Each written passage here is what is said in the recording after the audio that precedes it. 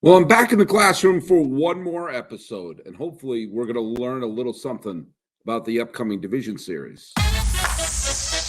You are Locked On MLB, your daily MLB podcast, part of the Locked On Podcast Network, your team every day.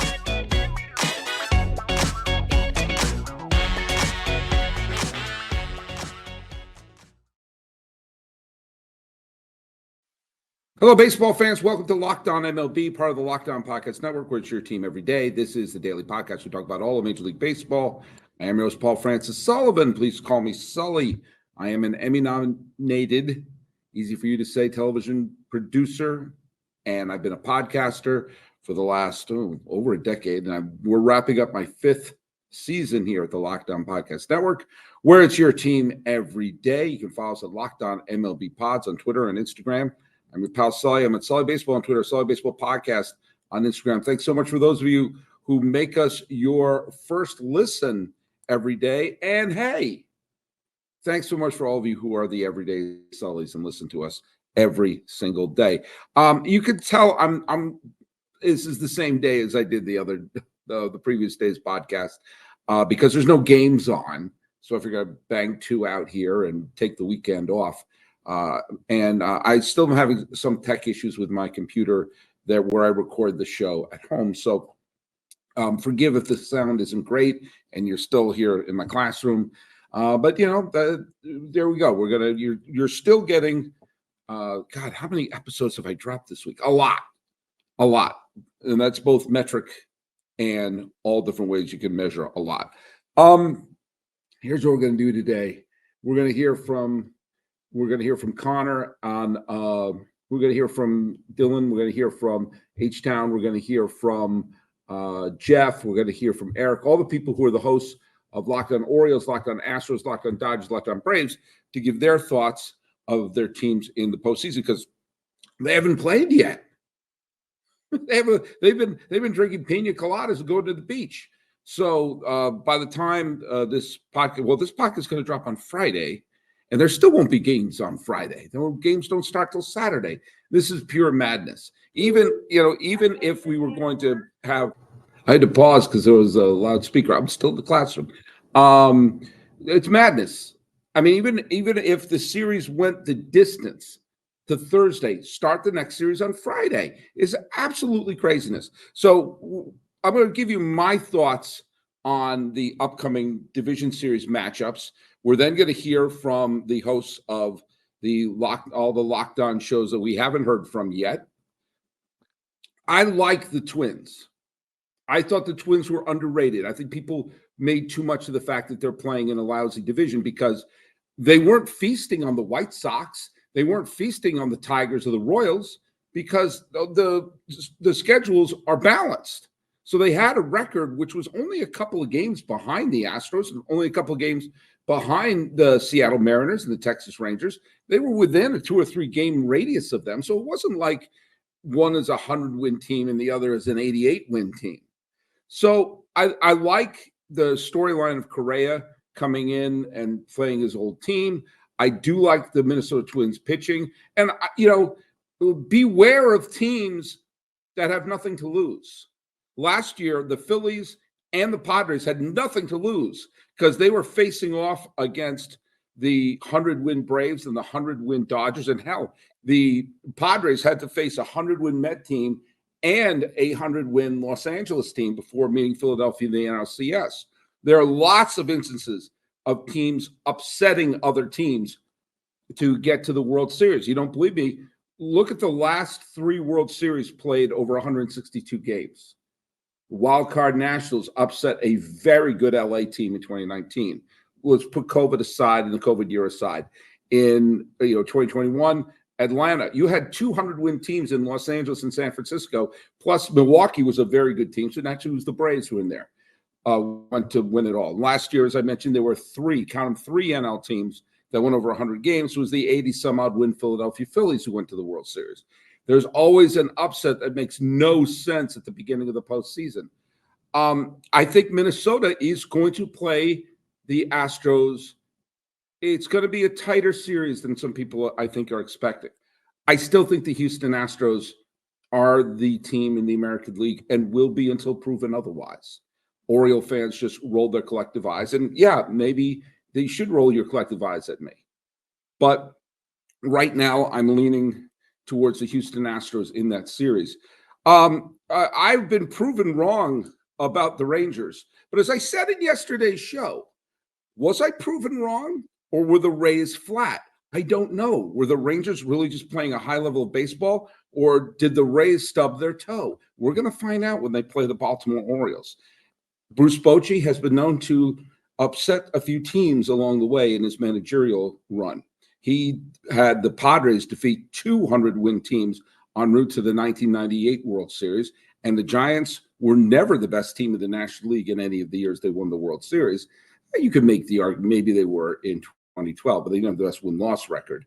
But they had upset some very good teams, including the Nationals in 2014 and the Philadelphia Phillies in 2010, in order to win the 3 World Series titles. And look at that, they just beat the Rays. You know what? I gave the Rangers a lot of hate, so I'm going to give them some love. I think they're going to upset the Orioles, and we're going to finally have an all-Texas ALCS. Over there in the National League, look at the Philadelphia Phillies showed a tremendous amount of heart and guts, and the Arizona Diamondbacks have solid pitching and rising stars. And you know what? I think they're both going to get swept. I think the Atlanta Braves are exquisite, and I think they're going to sweep the Phillies. And there's something about the Dodgers that I think they're just going to look at. This is not hate on either team. I have no hate of the Phillies, and I have no hate of the Diamondbacks. It makes my crossovers with Millard a little more interesting if they're still in it. But the fact of the matter is, I don't see it happening. Not at all, not even a little bit. And yeah, I think we're going to see that Atlanta, Los Angeles, NLCS, which I just think is going to be the way to go. So those are my picks, and I'm going to stand by them. So let's hear it. We're going to go to a break. When we come back, we're going to hear from all of the hosts of the Orioles, Astros, Dodgers, and Braves. This weekend, I'm going to be watching a lot of baseball playoff games. There's 4 games on Saturday alone.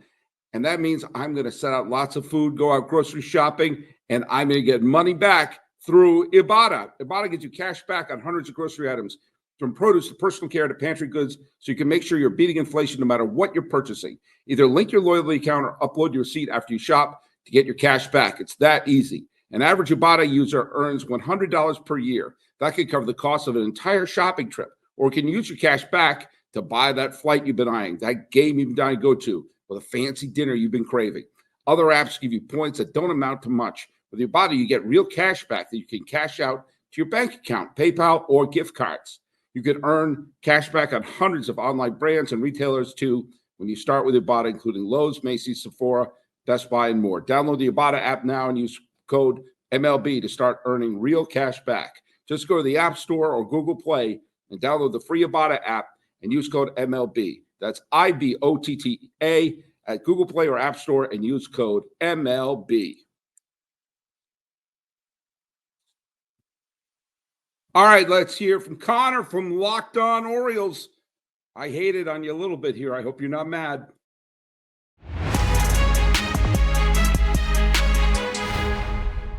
Hey everyone, Connor Newcomb here, host of Locked On Orioles. And you may have heard the Baltimore Orioles, for the first time in 7 years, are headed back to the postseason. And not only that, but the Orioles won the AL East, winning over 100 games in a season for the first time since 1980. And I'm here to answer some questions about the Orioles before they get a little week off here before game 1 of the ALDS on Saturday. And the first thing to talk about is the expectations for this team, because in the preseason, they were certainly expected to have a good year. The Orioles turned things around and went 83-79 in 2022. After losing 110 games in 2021, they had a lot of young talent. They finished only 3 games out of the postseason last year. So you thought, hey, this team should contend. Now, they didn't add a lot to the roster in the offseason, barely making moves in free agency. So the preseason expectations were try and take another step forward from 83-79 and at least be in the playoff race. Well, the Orioles did much more than that by winning the toughest division in baseball. Now the expectations pre-playoffs, they're different, but I don't feel like there's a lot of pressure. This seems like the very beginning of a window opening for the Orioles. So I don't think it's all the pressure in the world where, they have to get to the World Series and try to win it. They did finish with the second best record in baseball. I would say expectations are to win a playoff series, win the ALDS, get yourself to the ALCS, be one of the final four teams standing, and show that you can have success in the postseason as well. That will kind of give you that experience moving forward throughout this contention window. Now, the Orioles have certainly been playing good baseball all year, and they've played good baseball in September as well. And really, it's been Adley Rutschman, the team's young all-star catcher that has put the team on his back. He's been the Orioles' best hitter in September. In the month, with a .409 on-base percentage, had 4 homers and a 156 WRC plus in the month of September. He was fantastic. Gunnar Henderson was great, too, the other young phenom who's going to win AL Rookie of the Year. 6 homers and a 129 WRC plus in the month of September to finish off the season. And then 2 kind of unsung heroes who have also been swinging the bat well leading into the playoffs. Aaron Hicks, who was basically booed out of New York, was signed by the Orioles and has been great for Baltimore and hit .303 with a 140 WRC plus in September. Pound for pound, he's been the Orioles' best hitter since he joined the team at the end of May. And then also a guy who doesn't play every day, but has been a big help off the bench is Ramon Arias. Yes, he's not getting consistent plate appearances, but he did hit .327 in the month of September, provides Gold Glove defense, and is a big part of this Orioles team. Now, moving over to the rotation side, just a couple of weeks ago, the Orioles had a lot of rotation questions. They had some guys struggling. They didn't have John Means back. Jack Flaherty, their one trade line acquisition, was pitching poorly. And even though Flaherty is currently in the bullpen for the Orioles, I think they're back again to having a solid rotation heading into the playoffs. Really, you need 4 starting pitchers to get through a postseason. And I think the Orioles have 5 good candidates right now for those 4 spots. And that was much better than they could have had just a couple of weeks ago. It feels like the locks right now are Grayson Rodriguez and Kyle Bradish. They have been, along with Garrett Cole, those 3 guys have been by ERA, the best 3 American League starting pitchers since the All-Star break. Those guys are starting most likely games 1 and 2. Then John Means returned in early September from his Tommy John surgery, and he's been amazing. Means a couple of starts ago took a no-hitter into the 7th inning against Cleveland. He's been great since he returned. I think Means is getting a postseason start, and then it's basically down to Dean Kramer or Kyle Gibson for that last start. Kramer had been great most of the year, then really struggled in September, but had a nice scoreless start on the night the Orioles clinched the AL East against the Red Sox, so he's in the mix. And then Kyle Gibson is the veteran innings eater. He's been up and down all year, but he always seems to give you a quality start, and Gibson has been great in September. One of those guys will probably move to the bullpen, and the other one's in the rotation. And hey, if there's injuries, if guys are ineffective, you still might have Jack Flaherty and Cole Irvin on the roster in the bullpen, guys who have started a lot in the past and guys you could go to if you needed a spot starter in the playoffs. Now, in terms of the bullpen, it has certainly taken a hit for the Orioles, as it was announced over the weekend that Felix Bautista, the Orioles all-star closer, and quite frankly, the best reliever in baseball this season, is officially going to undergo Tommy John surgery in early October. Now, Felix left a game on August 25th with elbow soreness after throwing a pitch against the Colorado Rockies. It was later revealed that he had a partial tear of his UCL in his right throwing elbow, but the Orioles weren't ready to say that he's going to get Tommy John immediately, and they did not shut him down for the year. Instead, he continued to throw. He was throwing bullpens. He threw a simulated game last Tuesday, and then that was it. Just wasn't bouncing back in enough time to get back for the postseason. And so the Orioles announced he is done for the year, done for 2024 as well, and will get Tommy John surgery. Now, it had been kind of an issue after they lost Felix Bautista, and the bullpen was struggling for a bit, but they've gotten some more rest lately over the past week or 2 of the season and are starting to round into form even without their all-star closer. One of the reasons is they've got another all-star in the bullpen, and that is Yennier Cano, who burst onto the scene this year, has had about a 1 ERA for most of the season, went through a little bit of a rough patch, but has gotten it back together over the past week or so. He's a high-volume ground ball guy who should be the Orioles closer, but they've got other guys who can pitch in high leverage. Cionel Perez has given up 1 run in his last 25 appearances. Danny Coulomb, they basically got off the scrap heap as a veteran lefty, has been incredible. And Tyler Wells, who was the Orioles' best starting pitcher in the first half of the year, was experienced fatigue after the All-Star break, went back down to the minors, finally was recalled in mid-September to work out of the bullpen, and has not allowed a base runner out of the pen since then, and was the guy who came in and got the save to clinch the AL East for the Orioles against the Red Sox on Thursday night. So they got a lot of options there. Plus, you could have guys like Dean Kramer and Jack Flaherty move from the rotation into the bullpen, and a couple of wild cards like Jacob Webb, who has pitched in the World Series before, and Shintaro Fujinami, who never knows where the ball is going, but might have the best stuff in that bullpen. And if he locks it in, could be almost as unhittable as Felix Bautista. So there's question marks in the pen, but they've got the talent out there to get things done in a postseason run. Now, last year, the bullpen was probably the Orioles' biggest strength, but this year, and especially without Felix Bautista, I don't think that's the case. I think the biggest strength for this team is the depth of the lineup. Now, the Orioles are going to have Gunnar Henderson win the AL Rookie of the Year, and he's probably going to get some MVP votes. They did have Adley Rutschman and Austin Hayes also as All-Stars this year, and they've had guys really break out, like Ryan O'Hearn's been amazing, and Aaron Hicks has been great since coming over to Baltimore.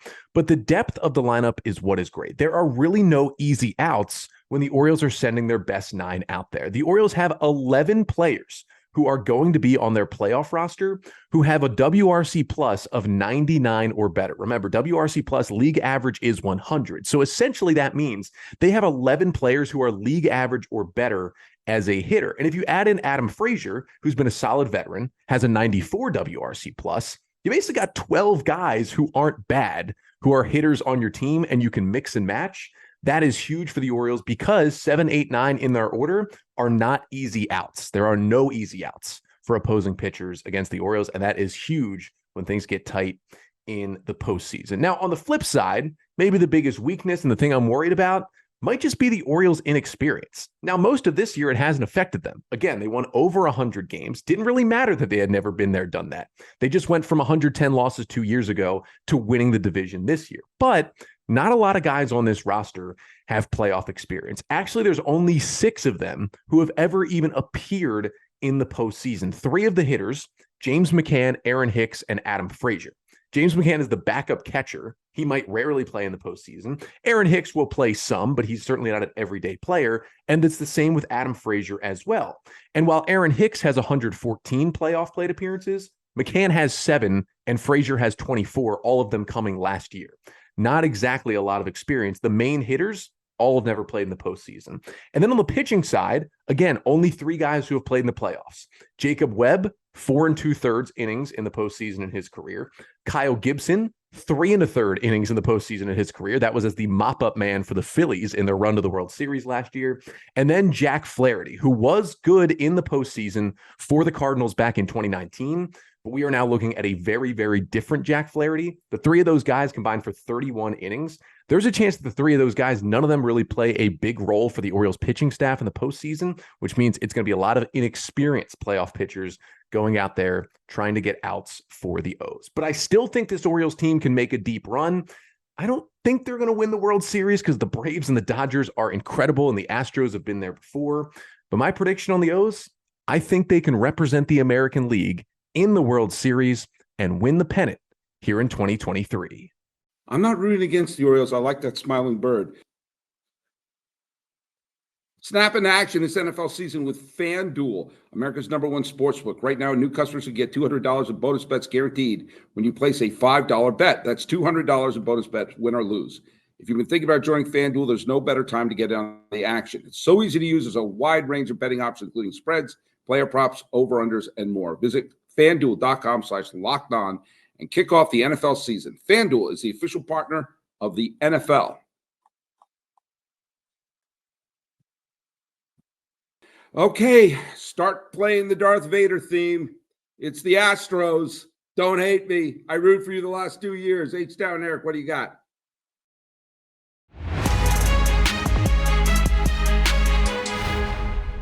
Hi, this is Eric Heisman with the Locked On Astros podcast, and this is my co-host, Brett Chansey. We are the Locked On Astros podcast, your daily Astros podcast, and we're here to answer some questions about your Houston Astros, who are back in the playoffs after 7 straight season, and we're excited to see what they could do. Yes, it was a bumpy road, but they are here. And so, Brett, coming into the season, I know we all had expectations about what this team can do.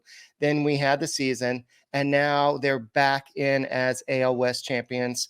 How did your expectations change over the season, and how do you feel about them going into the playoffs? Well, I went from thinking that at some point they would, take control of the West. Thought it would be a lot sooner than the last game of the season. When I saw the Rangers were holding suit and then the Mariners made a late charge, you just wondered at one point, were they going to make it to the playoffs?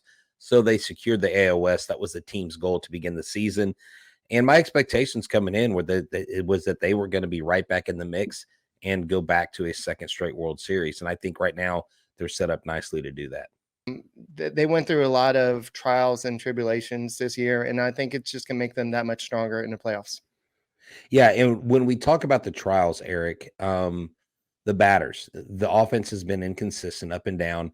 But which batters right now going into the playoffs do you think other teams need to look at or be aware of, or other fans that are really kind of hot or have gotten hot lately as they approach the postseason? Well, Alvarez is somebody that has 2 home runs and 2 RBIs in the last 7 games. He's batting .261 with a .911 OPS. Kyle Tucker, he missed the 30-30 season just by the triple that they ruled a home run, but then they took it away and say it was a triple again. But he's in his last 7 games, he has 1150 OPS.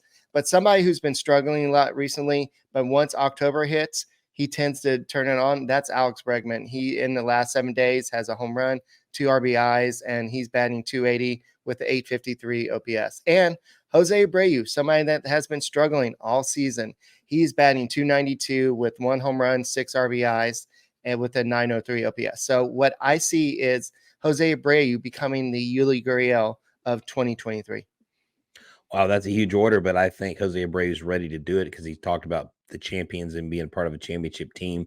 I think Jose Altuve stayed hot. Michael Brantley, I know, is a guy that he's healthy, and when he rolls out of bed, he can hit 300. So I'm looking forward to that. So looking at the pitching depth, this is something that you had to trade some of your future prospects in order to get Justin Verlander again.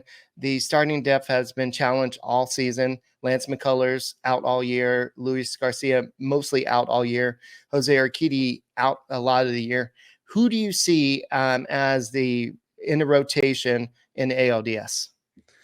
So the Astros are definitely going to go with Justin Verlander as their ace. And, lately, I think he's pitched a lot better. He came over from the Mets. He dealt with an injury early on.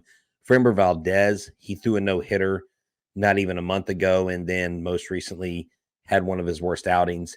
You hope you get the no-hit Framber Valdez. And then Christian Javier, I think, is the third pitcher. In the ALDS, you would have Verlander, Valdez, Javier, and if they put a 4th starter in there, they could go JP France. But look, if Dusty Baker doesn't like starting a rookie, he's got Jose Urquidy, who pitched really well his last outing before the end of the regular season. So you could easily see a piggyback with France and JP. You could see a piggyback with JP France and Hunter Brown.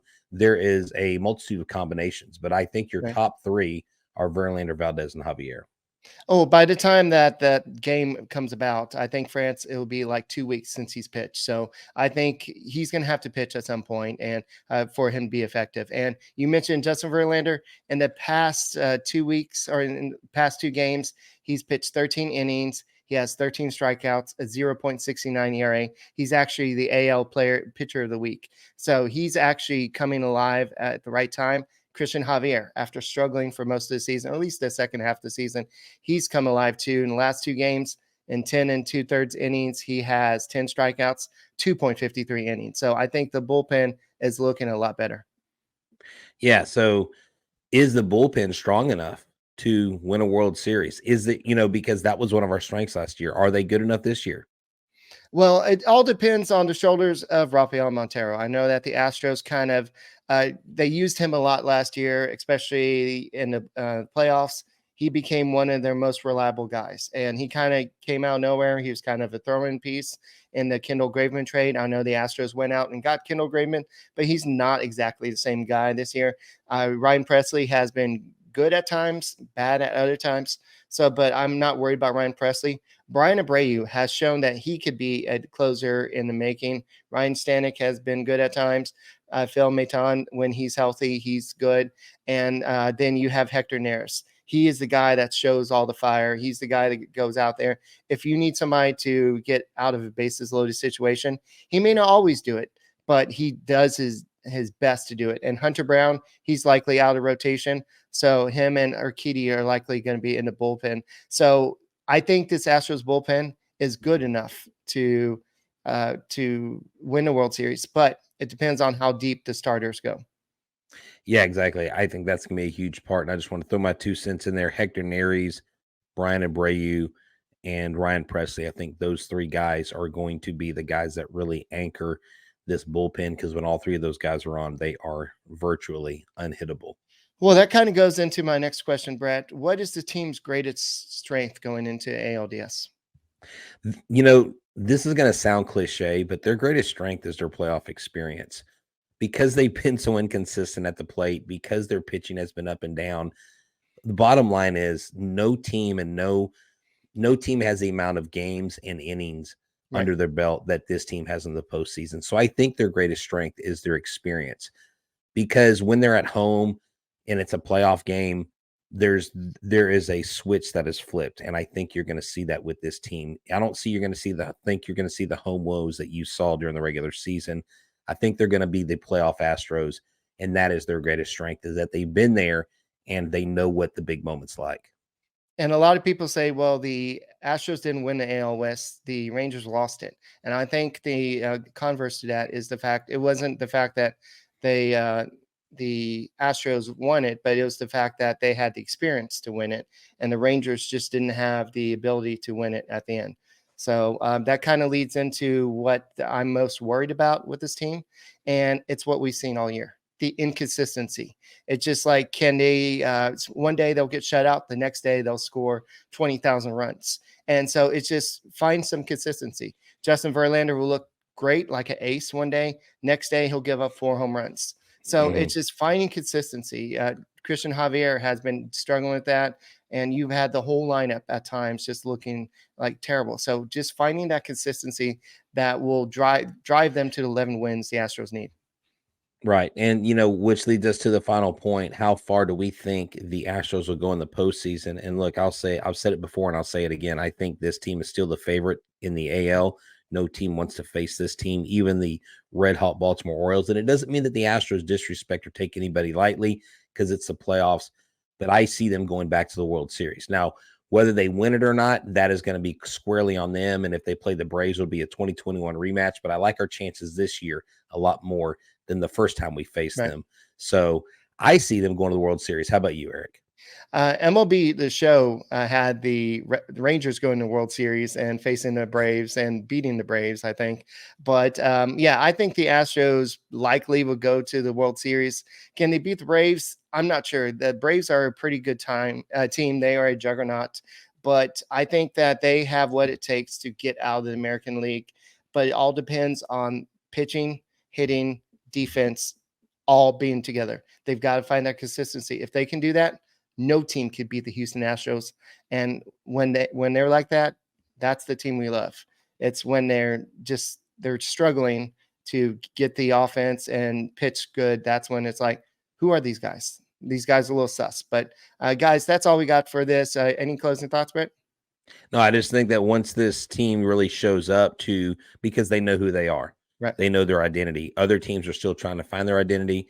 They know their identity. They're winners. They're champions. And until they get knocked off, they're still the champions. All right. We are the Locked On Astros podcast. Make sure you subscribe to us on YouTube and make us your first listen on Apple, Odyssey, Spotify, and Go Astros.